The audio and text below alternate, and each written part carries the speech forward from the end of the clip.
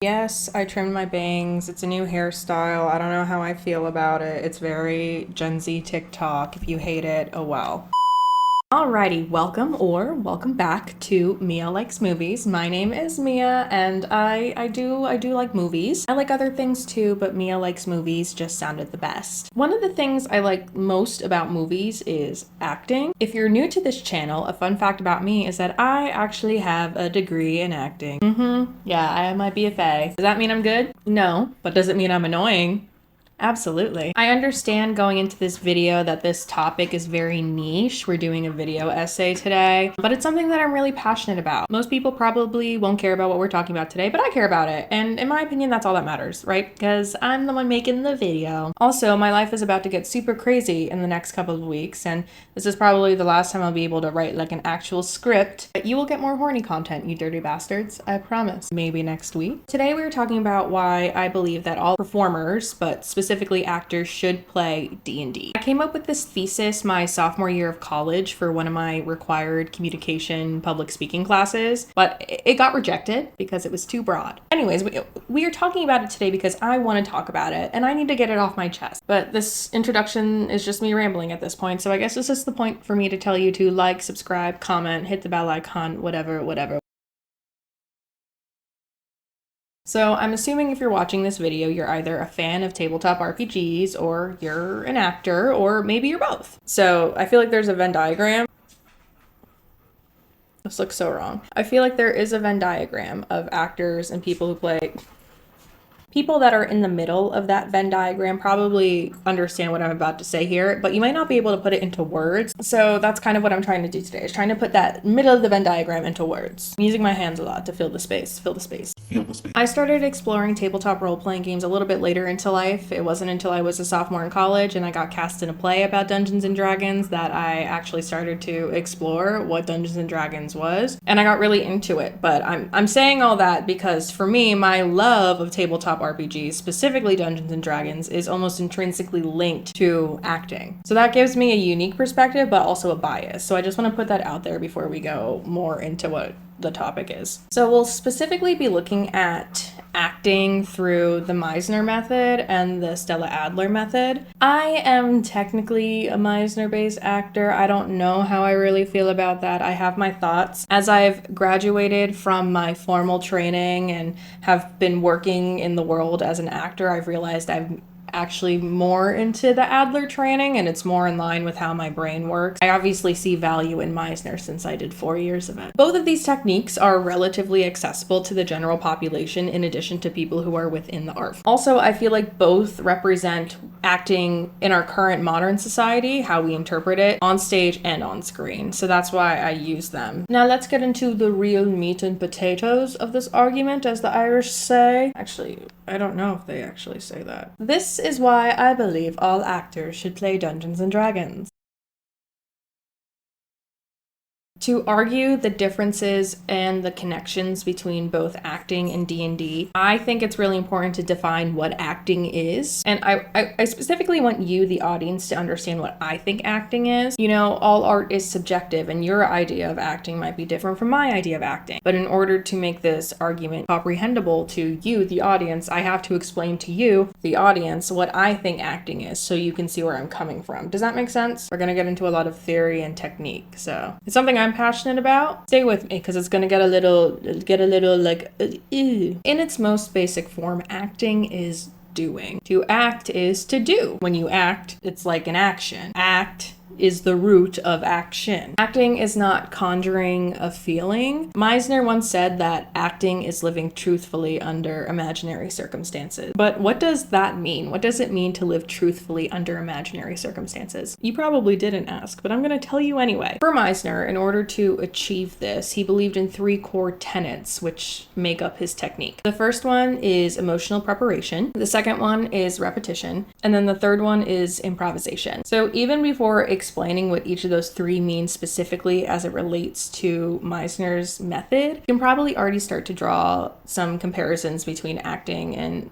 D&D just through those 3. At least improvisation and emotional preparation. That's kind of all Dungeons and Dragons is, but I want to get into it. Emotional preparation is the work the actor does in order to prepare for the scene or show. An actor using the Meisner method can use either imaginary circumstances that they make up in their head, or they can pull from real, truthful memories they had of their life that could bring them to the emotional state necessary to enter a scene. For example, pretend I am about to play Juliet in Romeo and Juliet, which I have done, by the way, twice. Actor Mia is about to enter the scene where the character Juliet is about to say goodbye to Romeo before he is banished from Verona forever. Before this scene had happened, she had just found out that not only did her cousin die, her husband killed her cousin. And it's her husband that she's not supposed to be married to because their family are enemies. So that's a lot going on emotionally for the character. So she's not entering the scene in a very happy state. So actor Mia has to prepare to enter that scene to say goodbye to Romeo in a way that is reflective of everything that's come before. So if I'm using the Meisner method, I could imagine something such as my dog dying. My dog's fine, he's not dying, but I can imagine that and it'll make me really sad, and then I can enter the scene and then do the scene. Or I can pull from a real memory, like my other dog dying. But I don't do that, and I don't recommend doing it, and this is why I don't like the Meisner method. It does want you to pull sometimes from real memories, and I think that's really emotionally unsafe, because as actors we have to protect ourselves and our emotions, since so much of our job is to share and be empathetic, and we have to protect ourselves and our peace. So all of this emotional preparation is basically just getting ready for the scene. Everything that's in the scene then is simply just a reaction to whatever your scene partners or partner is doing. So then the second tenet, the second core part of this method is repetition. You probably know what repetition is without even thinking about it. How do you explain what repetition is unless you've truly done it? It's two people standing across from each other. You're supposed to look at each other and make observations about the other person in front of you. And it kind of goes like, you have big teeth. I have big teeth. You have big teeth. I have big teeth. Yes, you have big teeth. All right, I have big teeth. All right, you have big teeth. All right, I have big teeth. All right, you're a little bothered. A little bit. Just a little bit. A little bit. Just a little bit. Just a little bit. Meisner really likes when actors are in tuned and observing the little nuances of the other person. From listening to each other, but it has no human quality. But it's also about getting the actor out of their head and relying on instinctual reactions to things and noticing those reactions, because that's kind of the core of his method. He wants you to do and not think. So then the final tenet for the Meisner method is improvisation. And he really believed that the best acting was not planned or rehearsed. So once the actors do the emotional preparation that we talked about, once they enter the scene, all of that is basically improv. Obviously, you learn your lines, but you learn your lines well enough where it doesn't feel like you have to think about them. They come naturally, and so everything else just comes naturally. He really believed in existing truthfully in the scene and not trying to put something on. My dog is drinking water. So it's all about fully connecting to your scene partner and not doing anything unless you're really provoked to. And that doesn't mean to purposely provoke your scene partner. It's so hard to explain, and it's really hard to do as well. But it's just about being a human on stage that just happens to be in the given circumstances of the play. Does that make sense? So you know that meme that is like, think before you speak. Is it true? Is it helpful? Is it inspiring? Etc., etc. Well, you know, Meisner kind of said, fuck that. Don't think, just react. So again, you may already be beginning to draw your own conclusions, and please continue to do so. We do have about 2 more pages of my script, so please just stay seated. We'll get to it later. I do want to touch on the Adler method because that's my preferred method, and also because nuances in that method that really do lend well to tabletop RPGs in a specific way that we'll talk about, I promise, okay? So instead of just 3 tenets, Adler had 5. The overall focus of her method was creating self-sufficient actors and performers whose goals are to bring the script to life through the study of the script and also their own imagination. So the first kind of core idea is developing independence. Adler really respected being a human being with their own thoughts and feelings. So she really wants actors to respect themselves, which is a crazy thought. Who knew that actors could respect themselves? Because people who go into acting usually don't. So the second idea is developing a powerful imagination. So unlike Meisner, Adler didn't want her actors to rely on real life emotions and real life situations and trauma. It was all imaginary. But all acting is imaginative, and in the imagination, since it's easier and it's more interesting for me to think of that water that's ice than to see the water where I live in Watermill. I'm bored with that water. I want you to know that it is more interesting for the actor to use his imagination than it is for him to use his experience. Third is the importance of action. So again, acting is doing and not feeling. Anything that an actor feels while they are acting is just a byproduct of what they're doing in the scene. And then fourth is script interpretation. Adler kind of thought that the script that the actor is giving is essentially like the Bible for that actor and that character. So they have to really study and understand the script and what the playwright is trying to do in order to do what the playwright wants to do and the purpose of the play. Because the play is written for a certain reason, and it's the actor's job to make that reason clear to the audience. So the fifth idea, and I think the most important idea of the Adler method, is rich cultivation of humanity, is I think how they refer to it. And this is why I really do like the Adler method the most, is that she really emphasizes that actors are human beings first. Connecting with the world as a human is the actor's true power, and you can't be an actor without being a human first. So Mia, why are you saying all this? I hear you.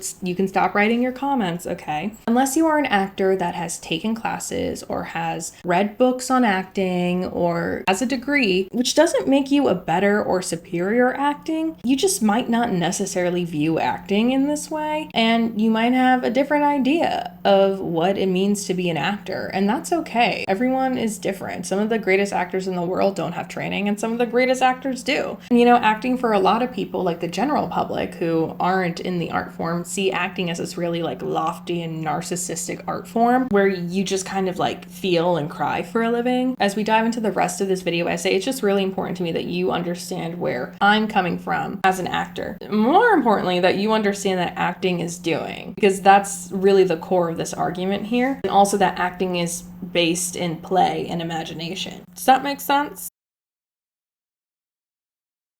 There's acting and then there's role playing, you know, the RP of TTRPGs. So usually acting and role playing are used as synonyms for each other, which is valid, but there is a difference. And it was really hard for me to articulate what that difference is. If they are synonyms, then there isn't a difference, but we're in a Venn diagram again, okay? So the definition that I found on role playing is to pretend to be a particular character and to behave and react in the way that the character would. And that does sound like acting in a way. You know, may not have the details or the particularities of the way Meisner and Adler talk about it, but it gets the job done. I think the biggest and most important difference lies in the word role playing. Specifically the second half of the word, word, it's hyphenated. Playing is what I'm getting at. As actors, we try to get back to that childlike sense of play that, you know, adulthood just beats out of you, the responsibility and trauma. That's why the first year of acting school really is just playing games. I played like the keep the ball off the ground for probably about a full semester in college. But we do this because they, as in the teachers, want us to channel the imagination that we had in our childhood, since it's essential to do the emotional preparation of the scene, as we saw in Meisner and Adler's techniques. A lot of actors and methodology of acting,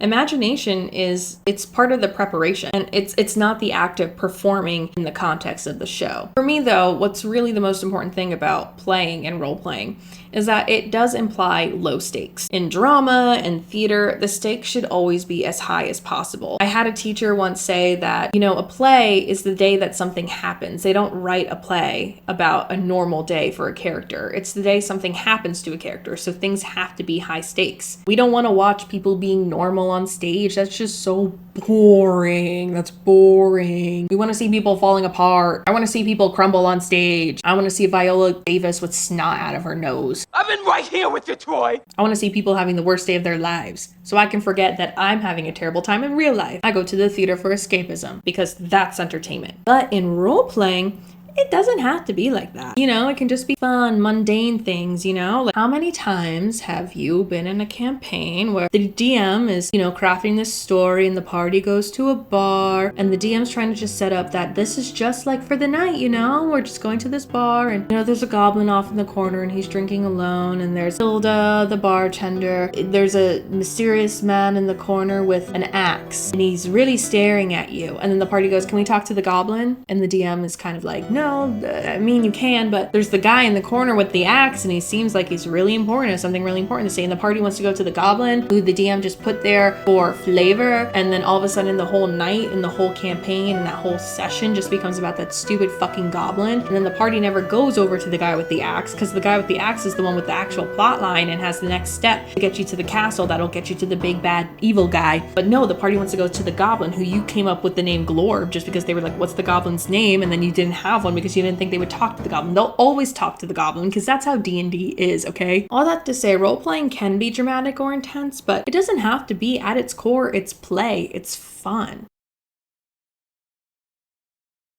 So let's finally dig into how acting and performing relates to tabletop RPGs and specifically Dungeons and Dragons. So I read a bunch of scientific journals and dissertations for this, so get ready. And you know, the reason why I'm emphasizing TTRPGs and not CRPGs or RPG video games is because the reason why I think that actors need to play tabletop RPGs is because of the collaboration and talking and connection is essential to tabletop role-playing games. You can't really play one by yourself.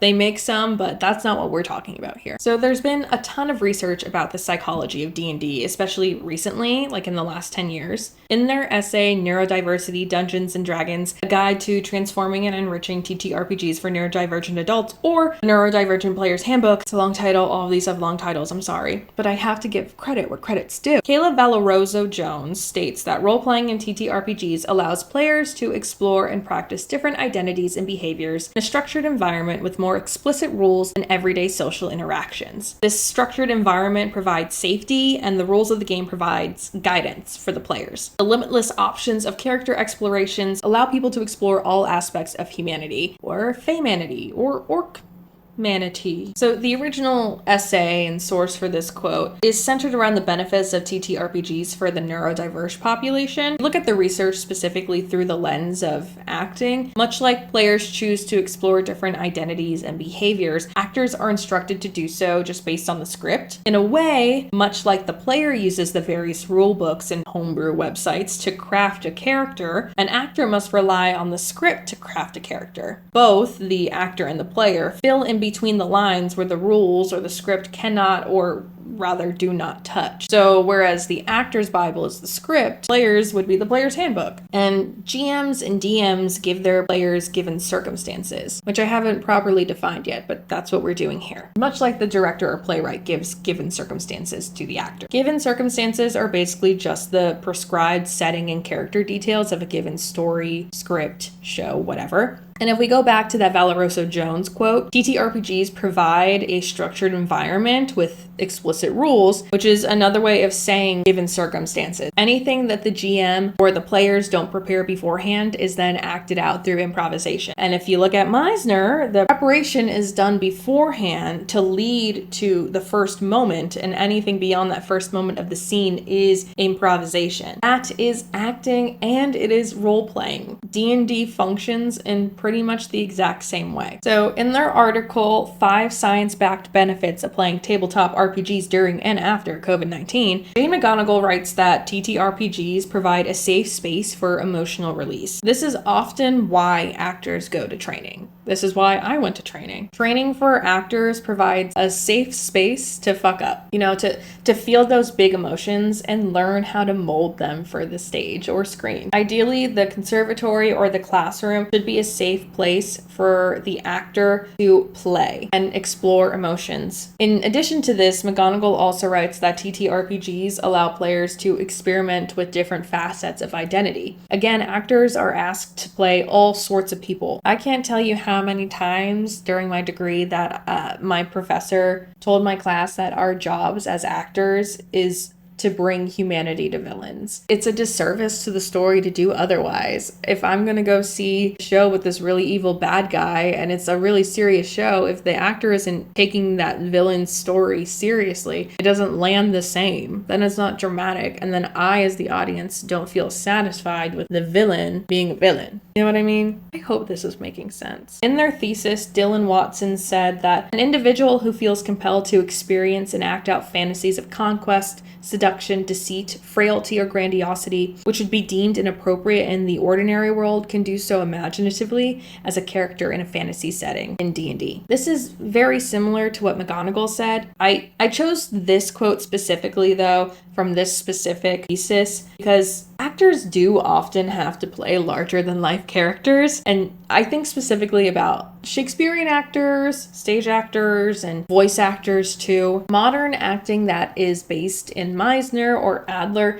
does not always cater to these types of stories. You know, it's all about being as realistic as possible, and in doing so, sometimes actors can get stuck in the smallness of being on a screen where everything's super up close and you can see when my eye twitches. But if you're on stage and you're doing Shakespeare, the person that's 6 rows away can't see me do this when I'm staring at Yorick in Hamlet. You know what I mean? And that's not to say it's bad. That kind of stuff has its time and it has its place. It doesn't work for Shakespeare in the Park. It doesn't work for dubbing an anime. Sometimes as a performer, you just need to forget the realistic and just go for the imaginative play. I mean, I don't want to see a Titus Andronicus that's just like this the whole time. I want to see him get up in those pies. You know what I mean? Get up in those meat pies. Ha! Ha! I'm acting. And that imaginative, fantastical play is what D&D is all about. Actors should play D&D because it provides that safe environment to explore improvisation, but it does so in a way with a strong set of rules in given circumstances. I hate improv games. I hate improv games. I've taught improv to kids. I hate doing it. When a kid's like, I hate improv, I'm like, me too, girl, me too. Because improv games suck. They're embarrassing, which I understand the purpose, but they're lame. Get the person off the bench. All you have to do is go up and improv a way to get the person off the bench. So someone usually goes, smell my armpit. And the person goes, oh, I don't want to smell your armpit. And they leave. And that's the whole exercise, which is so lame. And we play that because they want us to get out of our comfort zone. I could just play D&D and have more fun, probably get better improv that would be better suited for acting. And it'd just be more fun. D&D's fantasy setting allows actors to explore heightened circumstances and status, concepts that we don't usually explore in training or just not having experience. You know, instead of paying $40,000 for a degree to learn the stuff in a classroom, I could have just saved that and spent the $50 on the player's handbook and found some friends online and played D&D, and I probably would have just gotten the same thing. And I probably would have had more fun. I probably would have had less mental breakdowns. I hope my professors don't watch this. Love you guys. I just got like really insecure all of a sudden. I really hope this is all making sense. Am I just talking to a wall? Are you guys listening? Hello? Is any of this making sense? Can you please tell me? Does anyone care? Or am I just talking? I just messed up my camera. Oh well. Anyways, I guess that was my conclusion. If you made it this far, thank you. Thank you for watching. Thank you for listening and being here and putting up with all of this. You know, I have some more fun content coming up. You can't tell, but there was a little bit of blue foundation on my hand just to hint at what's getting at. So please like and subscribe. I'm so excited for what I have planned. I love doing this. This is what I want to do. I love talking about things that I like to talk about, and I love talking to you guys. So like, comment, subscribe, follow me on my socials below. I'd love to hear from you. I want to try something new. So comment below what D&D class you think you are, not what you would want to be in real life, which one you are, okay? Because you might want to be a barbarian, but you might be a ranger. Actually, if you do some self-reflection, I would probably be a bard, not in a fun way, not the fun one that like sings songs and stuff. Because I guess I do write and I do perform. I'm just not very good at it. It's just the only thing I can do. Anyways, love you. Bye.